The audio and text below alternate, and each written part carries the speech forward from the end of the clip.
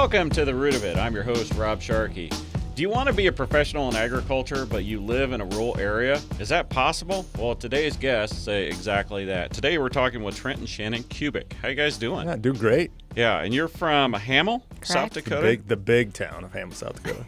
I think on the radio show, they said, 14 people? Seems high. Yeah, that seems high. Yeah, I was going to guess more like 5. Do you know everybody? Pretty much, yeah. Out of all the people that live there, which one do you like the least? Yeah, Trent, which one? I don't know if I can say that on air. You don't have to answer that. You can. Yeah, nobody's watching. It's fine. It's probably the chickens in town because I'm scared I'm going to run into them every time I go to church. Yeah. Okay. Or the goats. There's goats there, too. And a peacock. Every once in a while, there's a peacock. So are you guys just making stuff no. up? We aren't, believe it or not. All right, Hamill, very small, Yes. right? It was actually established the same year that your homestead. That we homesteaded. Yeah. Yep, 1909. Yeah, and you guys said you had a parade? We did in 2009. We had a parade, and it was kind of neat because somebody, a good historian or somebody, put signs where all the businesses used to be in town. There used to be a barbershop and a hotel That's and cool. a general store. So yeah, it was kind of neat to see where all the businesses were and kind of how it thrived. But we had a parade. So there's 2 streets in Hamill. They're both gravel. Mm-hmm. So for it, Whoa. Yeah. You don't have any paved streets in Hamill. no paved. Okay. Nope, they're all gravel roads. But my grandpa, who passed away before I was born, his big thing was he liked restoring old trucks, old tractors. Unfortunately, we sold a lot of them. That was kind of his thing. He'd restore them and then he'd sell them. Mm-hmm. But one of the things he restored was the John Deere A, the old unstyled John Deere A, and it still has spoked back tires. Gotcha. And so it's hard to move around, drive around it, and it literally sat in the shed for 18 years before we pulled bumpy. it out for the parade. Yeah. So we pulled it out. It fired right off, and we got to drive it in the parade. Down the parade route for the Hamill Centennial. Gravel road. Yeah. Didn't we sit on that for our engagement pictures? Yeah. Okay. Oh, okay. Now, that's where your farm is? Yep. So where did you grow up? I grew up in South Central Nebraska by Kearney. Oh. Yes. Okay. Yep. Is that where Kool-Aid was made? That's Hastings, so that's east of us. It but doesn't matter. Yeah, it's Nebraska. Nebraska. Yeah. Yes, we all drink the Husker Kool-Aid. If you want to talk about drinking Kool-Aid? Do you eat the cinnamon rolls with chili? Absolutely. It's the weirdest thing. It is so weird. Yep, I knew nothing about that until I met her. And the Runzas, you're an odd state. We are. Well, how did you two meet? Through work. Yeah. Yeah. So we both worked at Producers Hybrids out of college, which was a seed company based in Northeast Nebraska. Okay. I was in marketing and he was in sales. And We actually started on the same day, I think. yeah, we started on the same day there at work. Did you see each other on that day? No, because he was in South Dakota and I was in Nebraska. Oh, I gotcha. Yes. Okay. Yeah, we didn't meet till the kickoff meeting in July. That Yeah. year. The story goes that I needed him to carry a box or somebody to carry a box for me. And so Yeah, the you kickoff did. mean and he carried the box. Yeah. I tripped over a couple things getting there, but I made it. Was it love at first sight? For him, probably. I mean, it took a couple times to. Well, we did just because Facebook tells you how long you've been friends with somebody. Yeah. And it was like we met in July and we just became friends like here in the end of July or in Yeah. August or something. So it took me a while to muster up the strength apparently to hit the add button on Facebook. So, That happens. yeah. Now, Shannon, did you have a farm background? Yeah, well, my dad was a seed dealer, and my grandpa was as well. So grew up that way, but my uncle did all the farming. So kind of, I showed animals in 4-H and was really actively involved in agriculture, Gotcha. but we didn't actually farm. Okay, you're in marketing Yes. at a seed dealership. So when you guys get married, explain what you got behind you there. Yeah.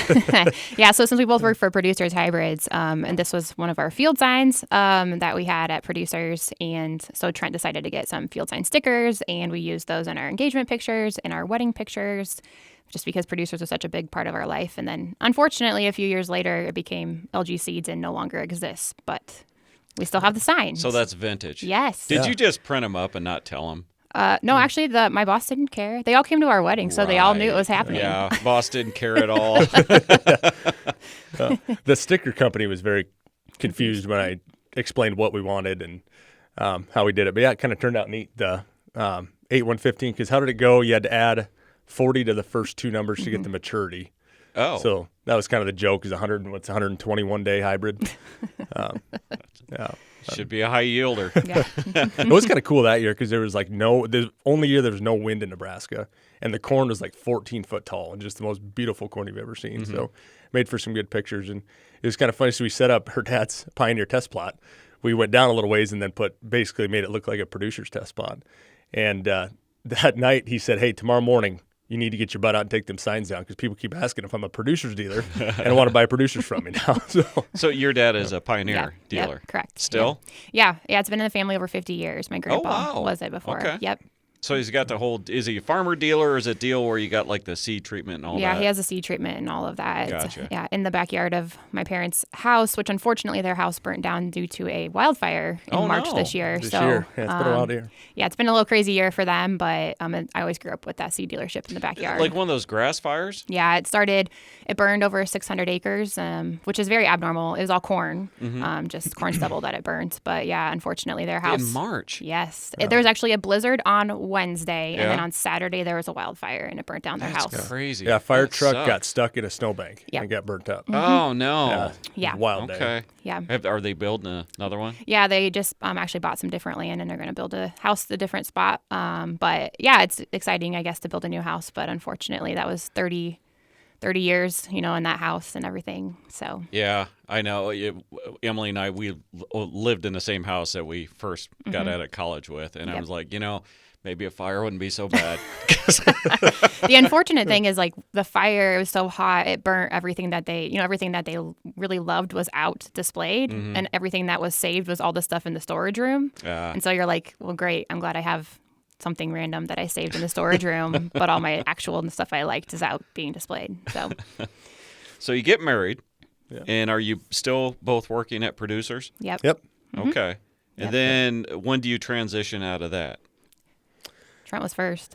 Yeah, because I went to digital ag. That was kind of the digital ag revolution was trying to start then with the climate field view and all that stuff. So AgriLiant started their own digital ag program. So I transitioned out of seed and went to that for a couple of years. Okay. And kind of covered the Dakotas and Minnesota and Wisconsin, kind of helping kickstart that program and get it started. So it's 2017, I think, is when I transitioned out of that and went to that role. And, and then did that, and then actually came back after Producers went to LG. Got talked to coming back into the sales side, but then I managed the seed reps in South Dakota, or the southern half of South Dakota.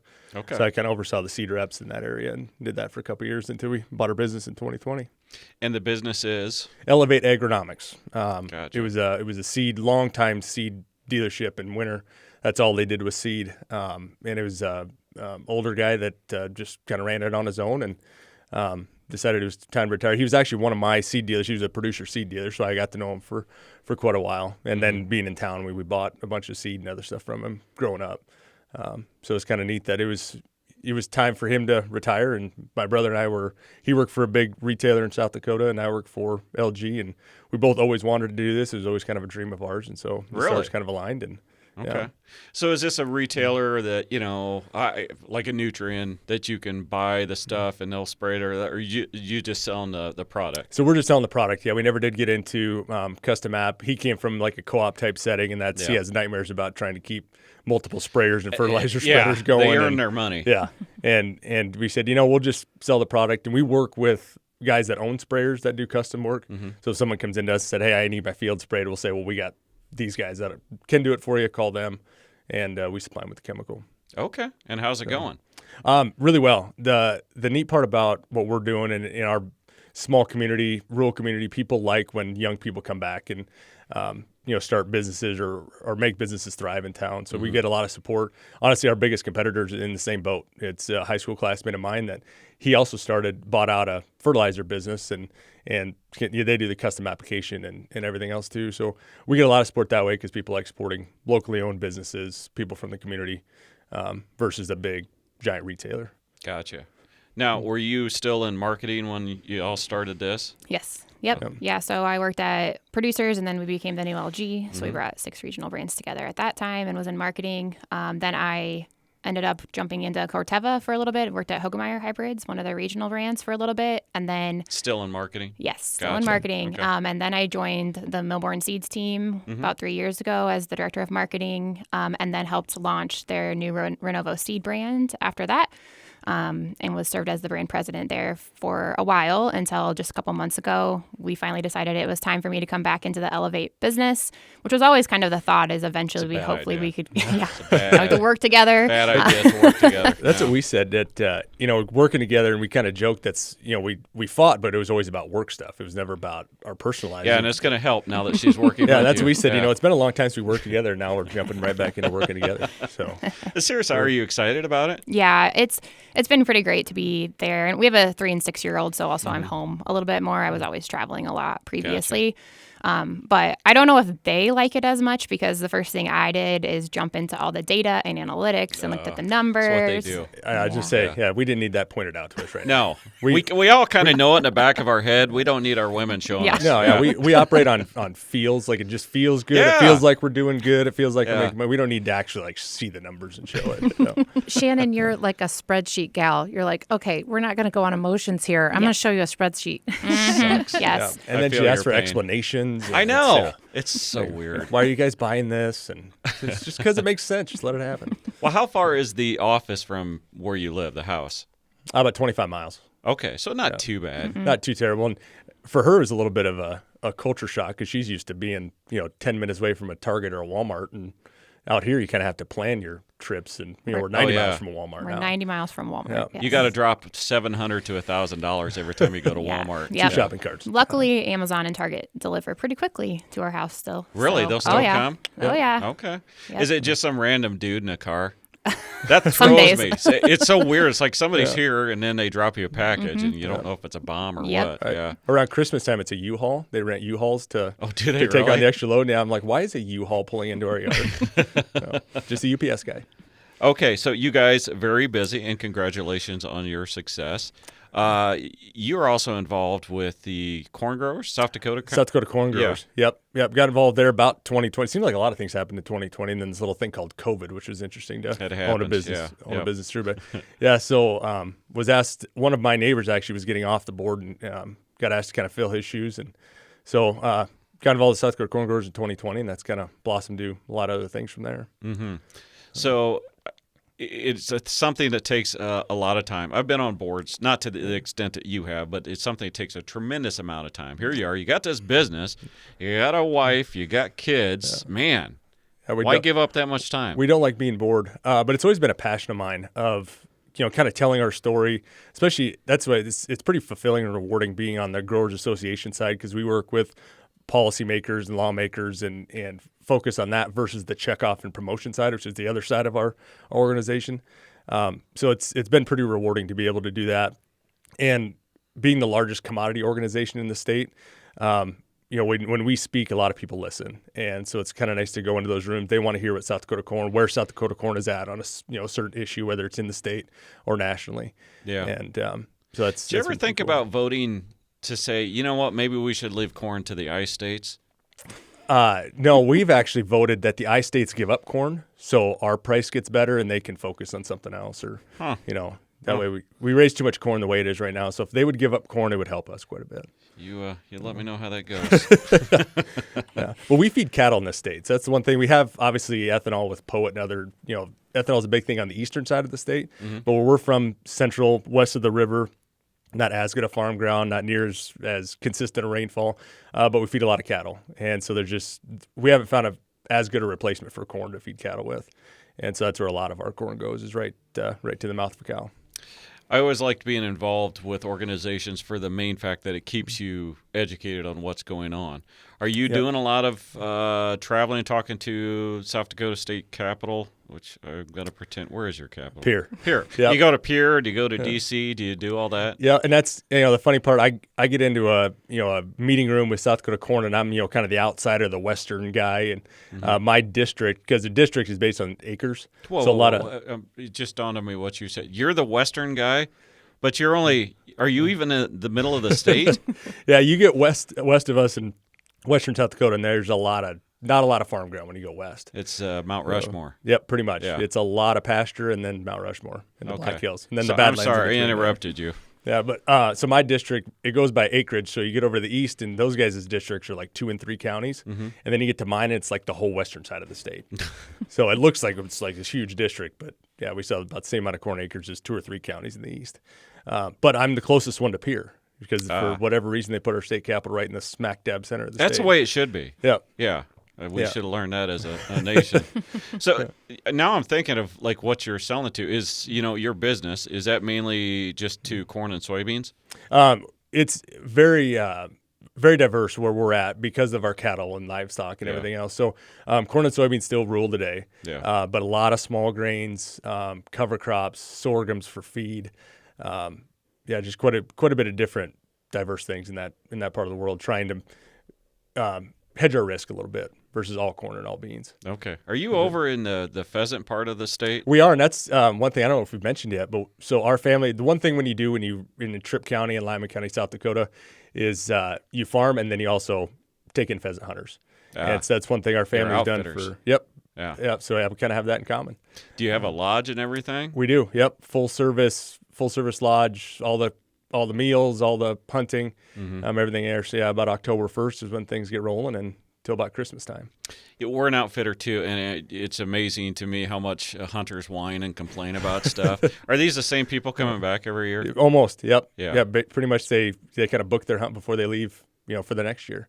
And I think we're up to 40, 43 or 40. It's quite a few of the states. That sounds horrible. The claim to fame is that Kevin Costner has hunted at our hunting lodge before. Really? Yes. Because his dad used to always hunt there. Did he shoot a bird? I was not around he then, did. Trent. I wasn't around. Okay. It was in college, and I think it was like during we had finals or something. So I couldn't. When he go was home doing and meet Water him. World, nobody So. cared. Yeah. It was kind of neat. They were in the process of finalizing the script to the Hatfields and McCoys show at that time. Oh. So he was working on the Hatfields and McCoy script at our lodge. I think it wasn't a movie. It was like it was a series, like on the History Channel or something. Yeah. Well, there you go. Yeah. TV talk. Yeah. So that's our claim to fame. But all right, Shannon, you were up for an award. Yes. Tell me about that. Yeah. So it's the Dakota Fest Farmer Rancher of the Year, Woman Farmer Rancher of the Year award. Okay. So I was nominated for that. And the person that did it wrote up some really nice things about me. So that's pretty cool. But do you know who it was? I do. Yes. It's someone that actually works at South Dakota Corn. So a friend. Yeah, she works there. But it's an honor to be top 5 there in the state and just excited to go to Dakota Fest and meet the other women that are nominated for that award. It's pretty cool to see. Do you hate them? I don't know them, so no, I do not. You're against them automatically. It's like, hi, nice to meet you. I hate you. I think it's just as I read through theirs, it's a little bit different for me because a lot of them are, and this is fantastic, are very actively involved in the day-to-day on the farm, whereas I've always had career off farm, but then involved, nights, weekends, and really also with a 3 and 6-year-old. A lot of my last 6 years have been taking care of the babies, so Trent could be outside doing things on the farm. Getting the chance right now to get back more actively involved into the operation at this point. So it's just a little bit different, I guess, my role in the farm versus some other people, just because I've been so career focused most of my life. It's interesting. I mean, is there requirements because most of those awards are like someone that's on a farm, where you guys are more of the ag retail business. Mm-hmm. Is it just like agriculture in general? We do. We also farm too. So Trent and his brother farm, and then I've been really working a lot more closely with his parents as well, day to day and nights and weekends when we can too. So I think there are rules about like hours worked on the farm, and like I said, it's been more recently, just because when we are not at work, we are out there working with the cattle or whatever we got to do. So I think there are some hour rules, or that's what they say anyway for that award. Yep. Shannon, that brings up an interesting aspect of your farm. So a lot of women who live in rural communities don't even think about having a professional career because it's so hard to get somewhere, or they couldn't work remotely until COVID sort of opened that up. What is that like to be able to be like a farm mom, raise your kids, but also like know that, hey, I'm also a professional and I love it? Yeah, that's really important to me in my career as you look at all the things that I've done. I've always wanted to grow in career and continue to move forward. And it's been a challenge. No matter the company I've worked for, there's always been this ceiling essentially of you can't go any higher, because they'll make up an excuse, but it's always because you can't move to Indianapolis or you can't move to wherever the home base is. And I understand. People like people in office, especially in leadership type roles, but I I do think it's really important that we grow LG seed on our farm. That's a corn we plant, for example, when I worked at LG. And so you actually got to actively help plant it and see it grow and be there every day watching it. And so I just think that's really important. And yeah, COVID has helped that, I would say, because we have a lot more technology and it's more normal to be on Teams calls or whatever calls all day long and interact with people. But there's still a ceiling there. And so that's something that it's really important to me to help keep pushing forward. Yeah, I'm thinking about that now as you're saying it, because the company seems like they always like, oh, we like that you're authentic because you're in agriculture, you know what the customers are thinking. But yeah, that's fine and dandy, but at the same time they're like, yeah, but you can't come in and make sure pick up my laundry after work, that type of thing. Yeah, and I mean there are some lucky ones, especially when I worked with people in Indianapolis that got lucky that their families just happened to be farming straight 30 minutes outside of Indy, for example. So they kind of lived the best life there to be able to go to town and then also go into the city, but then also be out on the farm. But yeah, I think a lot of those people in those, especially the seed world, I'm mostly in the seed industry, and a lot of people in leadership will say, oh, I grew up on a farm. Well, that was 40 years ago, and you go back once a year, which is fine. And that's awesome for you that you've made that. Yeah, but you don't know what is actually happening on the operation today. So I think it's important that those companies continue to open their mind to people that are in the rural areas to help continue to move it up in leadership. But it's also a lot of work. I mean, I've done a lot of traveling in my career, a lot of hours on the road in planes, and Trent's had to put up, especially with little kids. It's been a balance, I'll say, for us to figure that out, plus him owning the business. So we get asked a lot, how do you guys do it? And I don't know, Grandma and Grandpa are 2 miles away, so that also helps a lot. It helps a lot. But we get to have man camp, though. Yeah, camp. When Shannon was gone, that's what we called it. It was man camp. Man camp. Yep. Lots of pizza boxes and stuff beef like jerky that. and McDonald's. Yeah. Yep. And open fires and things like that. Yeah. Paper plates and plastic forks. I don't care as long as they're alive. It really didn't matter to me. As long as it was during hunting season, then we could just go half mile down the road to the hunting lodge where there was usually like a 5-star meal being prepared there, so we could just get the scraps when it's all over with. Oh, see, that's awesome. I remember traveling one time, and Rob took the kids camping. Yeah. And he's like, it was fantastic. We went to Casey's, got pizza. Cook stuff over the fire. Yeah, So he's like, so forget dumb. the s'mores. We're just going to do Casey's pizza. Hey, as long as they're fed, that's all that matters. Well, Shannon, I'm gonna make an assumption here. I'm gonna make an assumption that your retail business maybe wasn't the size of like LG was, right? So now you're going here. Was there a little bit of like, I don't know, I had like this powerful marketing and I'm rocking and rolling, and now maybe I'm going to the family one. I'm excited about that, but is there a bit of you it's kind of sad you're leaving? I mean, Trent would probably say, that's why he's looking at me like that. Like, yes. Yeah, I mean, it's been a change. I'm used to leading teams, leading different brands and all of that. And so it's been a change, but it's pretty cool to be able to put all of the things that I've learned within my different career opportunities into our business that we actually own. And that's some of the people that I look up to and I've talked to along the way that own different companies. That's what they always said too. They pushed me of like, you could keep working here, but you have the opportunity to go build something for yourself there at Elevate. Yeah. So go do that while you can, and it's an opportunity on the table. And I'm also trying to be involved in different boards and other organizations too. I think that's how I'm going to get my fill of travel and things too, is to just find other ways to give back into the industry as well. Well, because when she talks about it, I mean, you said spark is something. It's you can tell that you enjoyed it, you were proud of it. Yep. It could be something like that of the boards and other things that could fulfill that. I guess you just never know. That's part of the journey, is the unknown, isn't it? Yep. Yeah. So we'll see what happens next. But for now, it's a really great switch. And just helping Trent and Troy, his brother, figure out kind of how to keep moving the business forward is really exciting for me. And they're both they like to work hard, and when they work hard, they feel like they're really accomplishing something. So I'm helping them see opportunities for growth, and then also helping them lead their team, because we have a couple young people on the team that they need led, not just Trent and Troy are both like, just figure it out. Yeah. Drag them. Yeah. They just figure, they're like, they should just show up and know what to do. And I'm like, that's actually not how this works. You have to tell them what to do. I totally get it. Just figure it out. They should know this stuff. And we've noticed a difference too in our business, because it went from when we bought it out, it was the owner and he had one employee. And it was just kind of a regular small town seed business. And when my brother and I took it, and we kind of had a lot of customers we were already working with our different jobs, and We've doubled it and then tripled it and then quadrupled it from when we started. And so it went from just a small town seed business to, hey, this is a serious business with multiple employees. Now we have 2 locations. It's time to get serious about it and actually have marketing and have, an HR department and things like that. Really? Yeah, my first week, I texted one of my former coworkers and was like, this feels like I'm being in trouble for something, or being like, it's consequences of my actions, because I had to do HR and then I had to do promotional goods. And those are 2 things that I found very quickly in other jobs to pass on to someone else to work on. So, and now we get to pass it on to her. It's great. So you're running HR. I am. The one that's sleeping with an owner. I know. Yeah, it's like the astronomer thing you just saw, right? No. Except we are married. Tell me about your farm. Now, what all are you raising? Yep. So pretty typical West River, South Dakota farm. Corn, soybeans, small grains, alfalfa, cow-calf, livestock operation, then pheasant hunting. So it's not a ton of acres, but so we don't have a lot of one thing.